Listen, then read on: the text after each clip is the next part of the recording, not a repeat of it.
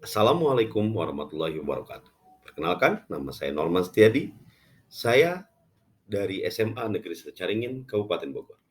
Pada kesempatan kali ini, saya akan menjelaskan tentang perkembangan kehidupan politik bangsa Indonesia pada masa Orde Baru, di mana tujuan pembelajaran dari yang akan kita laksanakan yaitu tentang mampu menganalisis perkembangan kehidupan politik bangsa Indonesia pada masa Orde Baru dengan cermat dan dapat menunjukkan sikap tanggung jawab, kerjasama, dan cinta tanah air.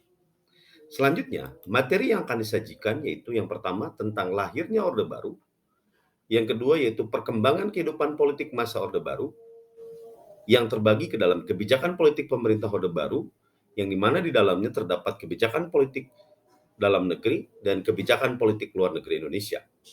Lalu selanjutnya yaitu berbicara tentang penguatan peran negara pada masa Orde Baru. Yang terakhir adalah dampak menguatnya peran negara pada masa pemerintahan Orde Baru pada bidang politik. Materi yang pertama yaitu tentang lahirnya Orde Baru. Orde Baru juga didefinisikan sebagai tatanan kehidupan negara dan bangsa yang diletakkan kembali pada pelaksanaan kemurnian Pancasila dan Undang-Undang Dasar 1945. Lahirnya Orde Baru ditandai dengan munculnya Tritura, Tri Tuntutan Rakyat, sebagai ide perjuangan yang dirumuskan oleh Angkatan 66, kami atau Kesatuan Aksi Mahasiswa Indonesia, di mana ini ditandai dengan munculnya Surat Perintah 11 Maret tahun 1966 yang merupakan titik awal muncul dan berkembangnya kekuasaan Orde Baru. Kekuasaan Orde Baru adalah bertujuan untuk meletakkan kembali tatanan seluruh kehidupan rakyat bangsa Indonesia dan negara pada kemurnian pelaksanaan Pancasila dan Undang-Undang Dasar 1945. Pada materi berikutnya yaitu tentang perkembangan kehidupan politik masa Orde Baru, di mana kebijakan politik dalam negeri terbagi ke dalam pelaksanaan pemilu 1971, lalu adanya penyederhanaan partai politik, di mana penyederhanaan partai politik ini membagi 3 kekuasaan politik, yaitu yang pertama adalah Partai Persatuan Pembangunan atau P3 yang merupakan gabungan dari NU, Permusi, PSII, dan Perti. Yang kedua adalah golongan karya. Yang ketiga adalah Partai Demokrasi Indonesia yang merupakan gabungan dari PNI, Partai Katolik, Partai Muba, IPKI, dan Parkindo. Lalu berikutnya adalah Dwi Fungsi ABRI, di mana ABRI memiliki 2 fungsi, yaitu fungsi pertahanan dan fungsi politik. Berikutnya adalah indoktrinisasi Pancasila melalui pedoman penghayatan dan pengamalan Pancasila ataupun P4, yang dimana bertujuan untuk memberikan pemahaman mengenai Pancasila bagi seluruh rakyat Indonesia. Yang terakhir adalah program normalisasi kehidupan kampus atau NKK dan dibentuknya Badan Koordinasi Kemahasiswaan atau BKK. Lalu kebijakan politik luar negeri Indonesia terbagi ke dalam pertama, yaitu Indonesia kembali menjadi anggota PBB. Di mana dengan Orde Baru, Indonesia masuk kembali menjadi anggota PBB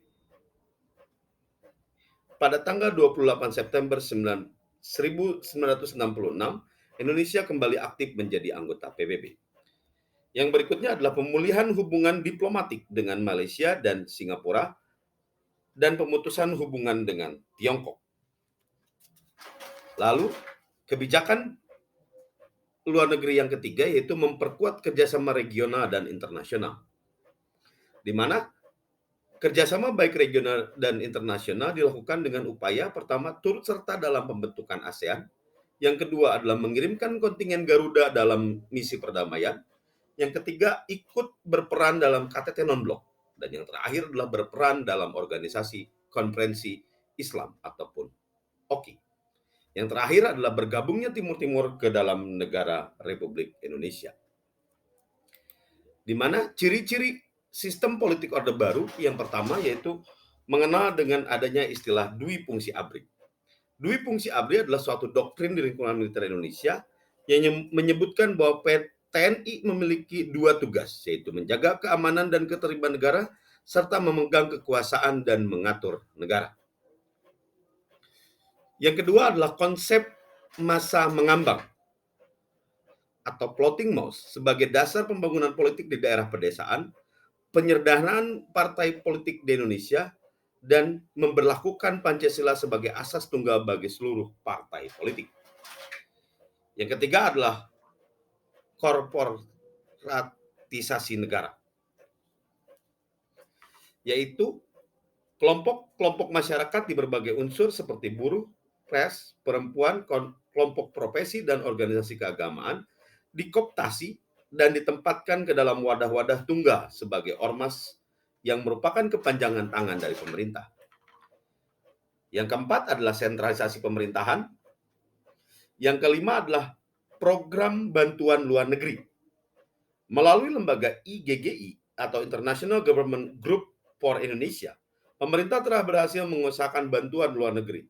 Di samping mengadakan penangguhan dan peringanan syarat-syarat pembayaran kembali atau rescheduling utang-utang peninggalan Orde Lama. Yang terakhir adalah sistem semi perwakilan. Yang berikutnya adalah dampak menguatnya peran negara pada masa pemerintahan Orde Baru dan pada bidang politik, di mana di dalamnya adalah adanya sistem pemerintahan yang otoriter. Presiden mempunyai kekuasaan yang sangat besar dalam mengatur jalannya pemerintahan. Yang kedua adalah dominasi Golkar. Golkar merupakan sistem politik Orde Baru yang paling diandalkan dan menjadi satu-satunya kekuatan politik di Indonesia yang paling dominan. Yang terakhir adalah pemerintahan yang sentralistik, di mana menguatnya peran negara juga menyebabkan timbulnya gaya pemerintahan yang sentralistis, yang ditandai dengan adanya pemusatan penentuan kebijakan publik pada pemerintah pusat. Pemerintah daerah hanya diberikan peluang yang sangat kecil untuk mengatur pemerintahan dan mengelola anggaran daerahnya sendiri. Demikian materi yang dapat saya sampaikan pada hari ini. Terima kasih atas perhatiannya. Assalamualaikum warahmatullahi wabarakatuh.